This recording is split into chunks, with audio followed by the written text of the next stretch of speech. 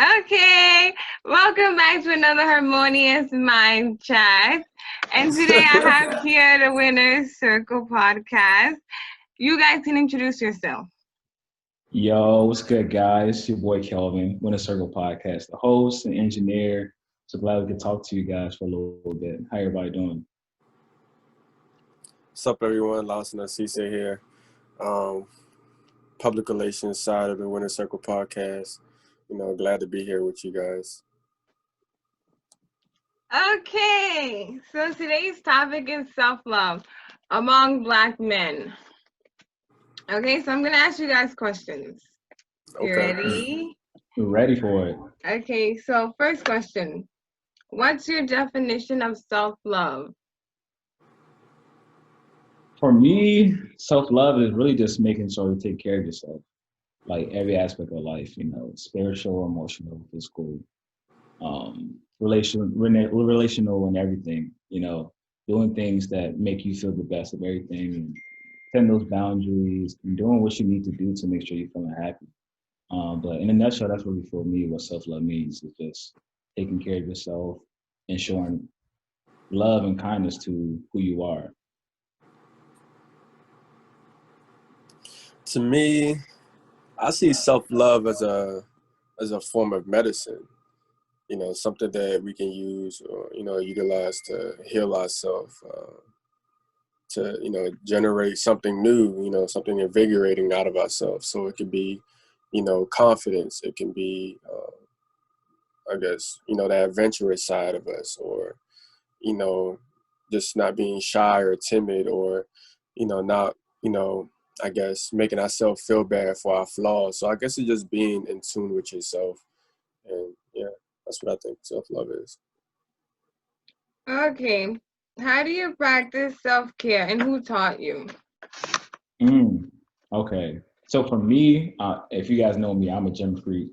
So one way I know that I make sure that I take care of myself and practice self-love is taking care of my body, taking care of the things I eat, making sure going to the gym, sweating, things like that.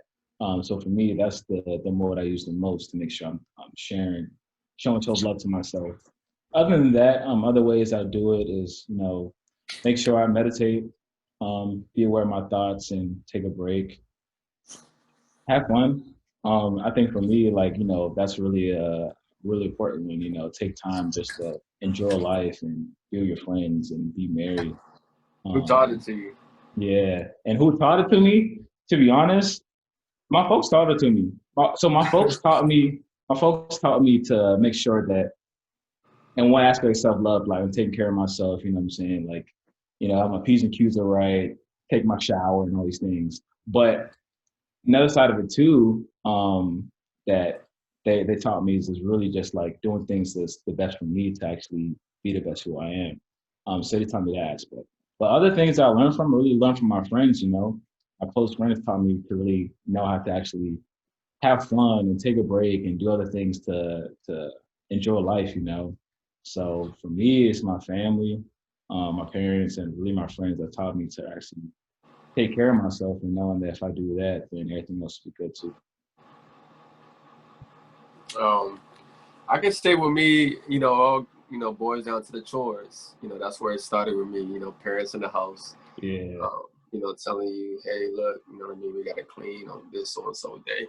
So I never really understood the importance of that other than, at first, just mom and dad want the house clean. And then as you grow up, you get to college and you got your own dorm now, you kind of understand those lessons. Like, okay, I don't want to be in a dirty ass bathroom. You know what I'm saying? I might have company coming over, or I might get sick, from just, having all this dirt around me.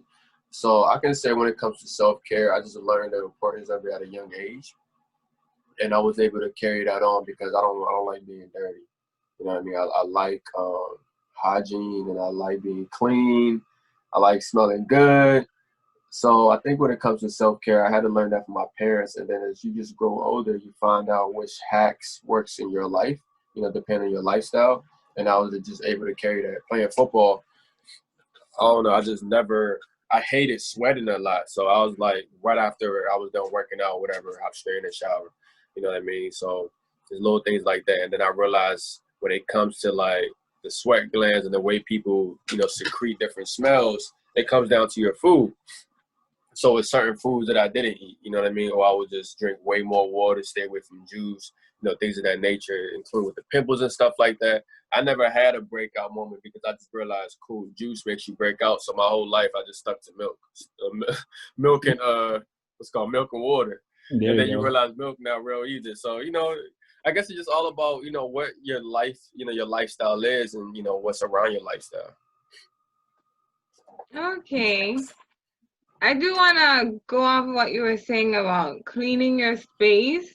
Having a clean space also kind of goes over into your mind, because a cluttered space can create a cluttered mind. And that's one of the things that I love too. Whenever I used to clean, I used to just feel so peaceful.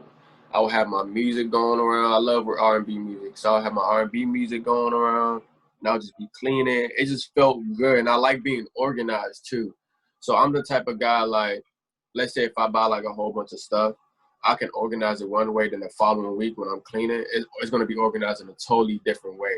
So I think that helps me as well. You know, as far as the self-care, you know, exactly what you said, that peace of mind that you get from it.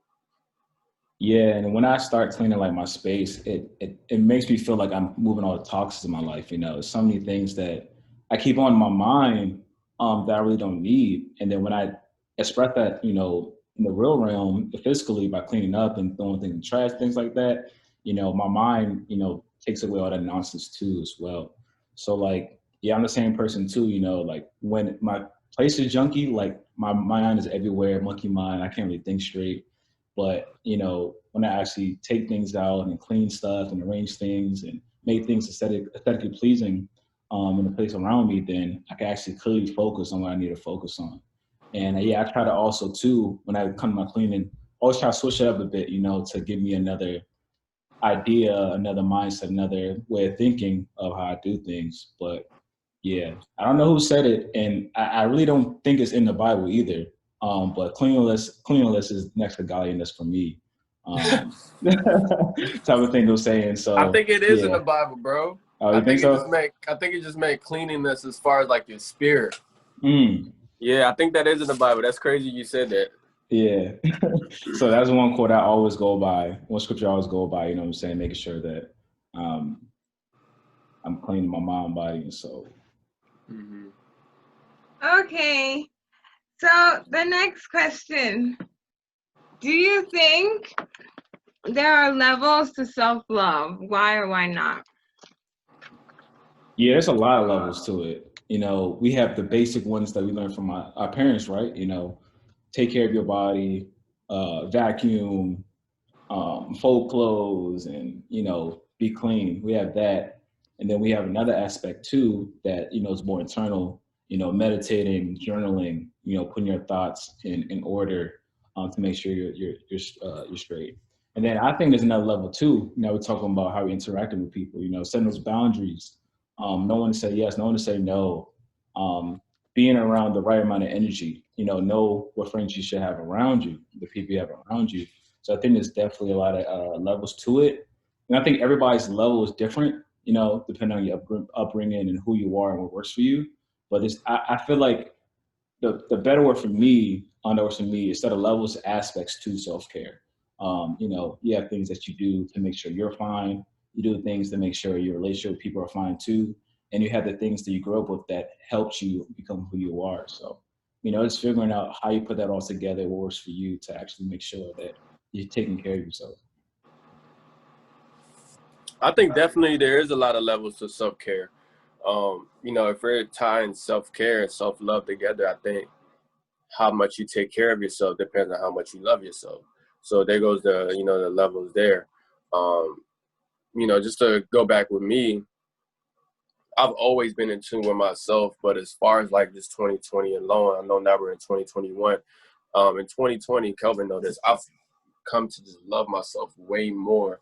So as far as the self-care, the areas where I'm taking care of like myself, like the washing, the things of that nature, my room being clean, stuff like that, that was already taken care of. But then I hit another level of self-care wherein I started to take care of my bad. Can you guys hear me? Yep. I hit another level where last year, I kind of like focused on my mental health. I focused on my emotional side, being in tune with that more, learning how to accept the things that come with my emotions and learning not to, I guess, deflect it, but actually accept it and, take it full on and knowing how to move past it. So I can say that's where my level of self-care was my previous year. Now this year, I think self-care is more so, progressive for me. When, everything the foundations that I laid down last year, I just want to keep edifying or building on it. So yeah, that just goes on my thought process on, the levels of self-care. Okay. Do you think Leah, what self-love, you eating? huh? What you eating? Pecans, well, not pecans, walnuts and raisins. Okay. Yeah. I haven't eaten breakfast yet. Well, it's lunchtime now. Yeah. Yeah. So, do you think self-love is talked about enough among Black men? Okay, I was gonna include something else, but I'll let you answer this one first. I think the conversations are starting, but still not enough. I think now with like COVID and, you know, especially African American men, the Black Lives Matter movements, all these things that we become more aware of, the injustices and how we see ourselves and the systems that oppress us, and also with the global pandemic, what we need to do to make sure that we're overall healthy. So I think the conversations are starting, but I think we've got to dig a little bit more deeper to really get to the root of things. To this day, I'm first generation Nigerian. We all here are first generation West African. So we don't talk about mental health that much, especially when we're growing up. I think now people are being more open to it, but it's still something kind of taboo or something that we just don't talk about at all. And we talk about like the self-care things, like, okay, like make sure your house is clean and things of that nature, but we don't really talk about the inner work so much per se. But I think our generation is definitely is opening that conversation to bridge that gap that we see.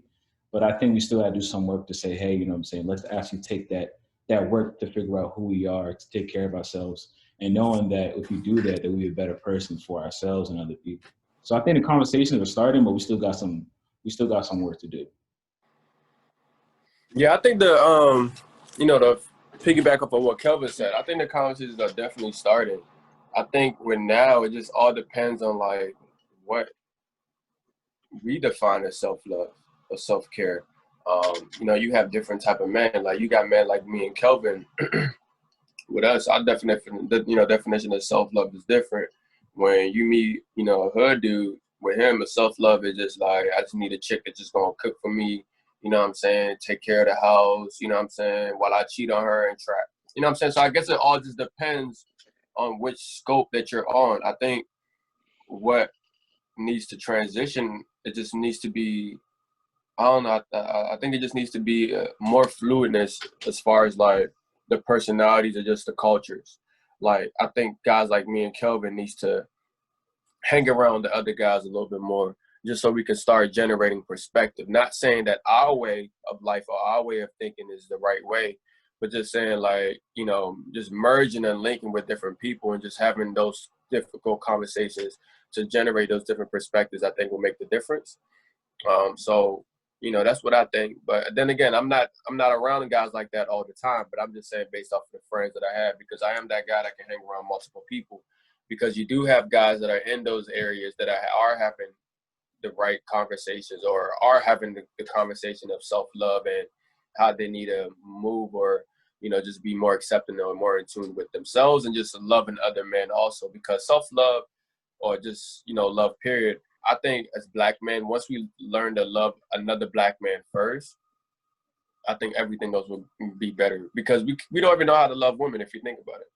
We learn how to love women through society, and society or all these rules and regulations and laws were made by men, not women. So I think we need to learn how to love ourselves first, and then we will know like, damn, we treating women like shit, and then we'll go from there.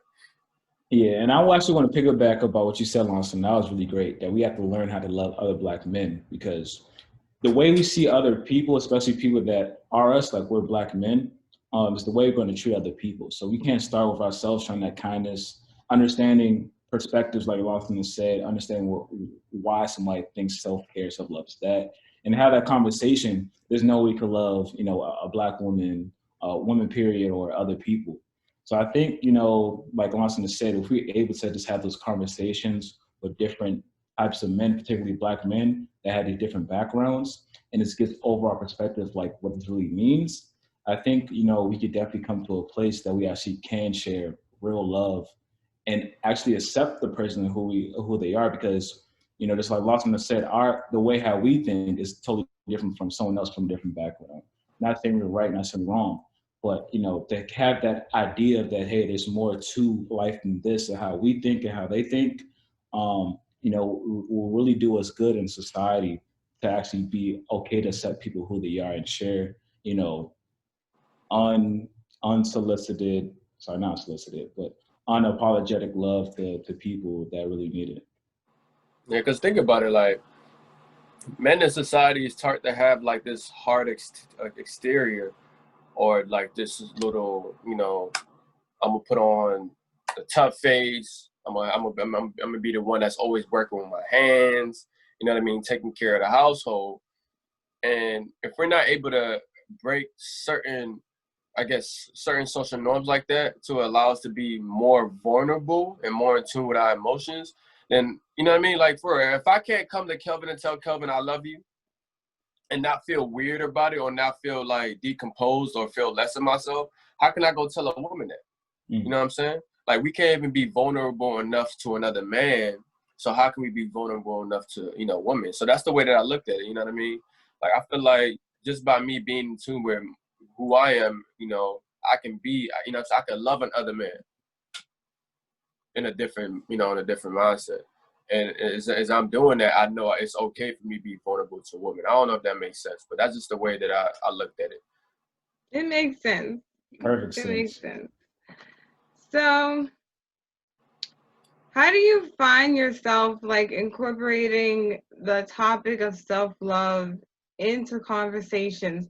So, I was talking to my friend about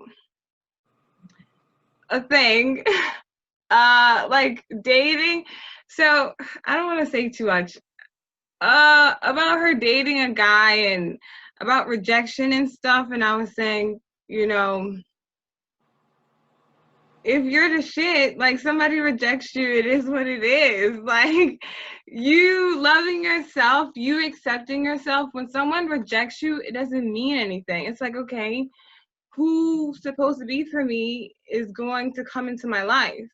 So you, or whoever, the guy rejecting you, it doesn't really matter, So in that moment, I was kind of incorporating, the topic of self-love, but not saying it.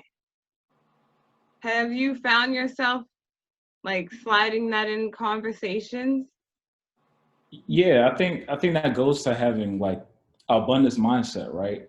When not even talking about dating, let's talk about just like business, or you get a job, or maybe you're talking to somebody, you guys don't agree on ideas. People gotta understand that we gotta start taking things so literal, to saying, hey, this person doesn't like me. They just don't like that your morals, your ideas that you have, and that's perfectly fine. We do the same thing too. There's a lot of things we don't like, and that's good. That makes you human. You're not supposed to be agreeable with everything. That's a reason why we have boundaries, and that gives you identity of who you are. So I think with me sometimes, I used to be the same thing too. When I don't agree with somebody, or shoot shots, and like girls saying no, I'm like, dang, like I suck. But that goes back to unraveling how much you really care and love about yourself. So you know exactly that, okay, maybe we just don't mesh, but it doesn't mean that what I'm saying is terrible, who I am is trash. It's just saying that we just don't click here. In due time, having that self-love, that identity, who I am, I'm gonna find the right person, the right business, the right job, whatever it is that fits me. So for me, really how I incorporate is tell people, hey, it's gonna come. It's gonna come. And I think even putting yourself in situations and still being true to yourself is really a great form of self-love, because you're unwavering. You're unwavering when things disagree. You still stand to your morals of who you are. So when it comes to that aspect, when you face rejection and people really don't agree with you saying, that's perfectly fine. They have the right to, but you still have the right to stick to your guns and still articulate that message that you want. You gotta keep on going. Just be honest with yourself. Keep on sharing that, and eventually, the right people, the right things, whatever it is, can come to you. So you just gotta really just have faith that that's gonna happen. This is a perfect question because I was just dealing with this too. Not like I got rejection or anything like that, but what happened was, I shot my shot at somebody, and the way I shot my shot, it wasn't like I was looking for anything serious, like a relationship, but more so, I was just, looking into dating, getting to know that person, have a good time, because I just got out of like a 3-year long relationship. So I'm not looking for anything serious right now. I'm trying to focus on myself and build up on myself. And I communicated that with that person. And I think by doing that, you got two things, right? When it comes to the rejection side, it comes to what Kelvin said. You know who you are. So if you know who you are and you're in tune with who you are, I guess it all depends on the kind of rejection that it is. Because some rejection, you really like, damn, like maybe I did say that the wrong way. You know what I mean? Or the other kind of rejection is like, oh, nah, she tripping. I know who I am, whatever the case may be. So the way I look at that is, I think it all just comes down to communication and how it's being verbalized. With social norms nowadays, it's like women ignore you and you don't know how to take that. You can take that as if like, okay, she's not interested. Or you can take it as, I don't know, maybe she didn't see my DM. But the one thing that I learned is every DM that you send, and I learned that by being on Clubhouse, because we've been freaking shooting DMs at like 20K followers, 30K followers, and they are replying. Right. And when you send an unfamiliar DM, it says unrequest box or whatever. No, these people are replying and we don't follow them. So now I know that every DM you send, they see it. Yep. So every DM you send, it is being seen. Whether it says seen or not seen, it is being seen. Like even if it's glanced upon, they see your name. So I think when it comes down to that, it all comes like, man, you just have to know when to stop. You should know that, if I shot my shot, or if you're shooting your shot like a typical way that everybody else does, you should know the repercussions that's going to come with that.